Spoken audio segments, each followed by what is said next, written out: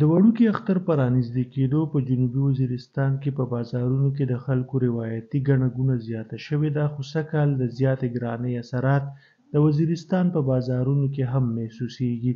د دوکاندارانو وینا ده چې د تېر کال په نسبت سږکال خلک د ګرانۍ په وجه ډېره سودا نه کوي.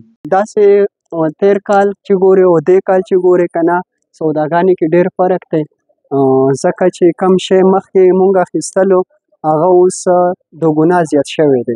نو کسټمر هم هغه شانتې ټیم مونږ ته نه راکوي که نه، څنګه ریټ ورته وښایو بس هغه واپسې وځي که نه. خو الحمدلله نور روزګارونه بیا هم ګزاره کوي که نه، خو داسې ده چې خلک ډېر زیات بېروزګاره ده، مهنګایي هم ده که نه. د دې وجې نه بس کسټمر خفه شي او لاړ شي. بس د ډېر خلک ټول خو داسې نه دي که نه چې ټول مالداره خلک دي، ډېر غریبه خلک شته ورکې.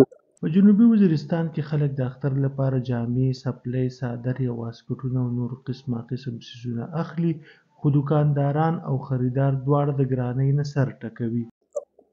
Mono mejadai تقریبا مو د کنو څلور 15 ګولا شي میشه چې کوالټ وروړي لکه مطلب جیپس شولا نایک شولا ادیداس شولا ارس شولا ډېر سکیچر شولې می ډېر ښه شی وروړي ټوټل فارم شو دي مطلب بهر نه وروړي تېر کال شوي بهرحال کاروبار تېر کال شو دور ته مهنګایي دور ته کاروبار داسې نشته لکه تېر کال په نظر باندې د تېر کال په نسبت باندې ستاسو کال سیزن ډېر کمزوری دی لکه مهنګایي درجې ته شوې ده خلک د کړلې توفیق یې نسبیران نه لري.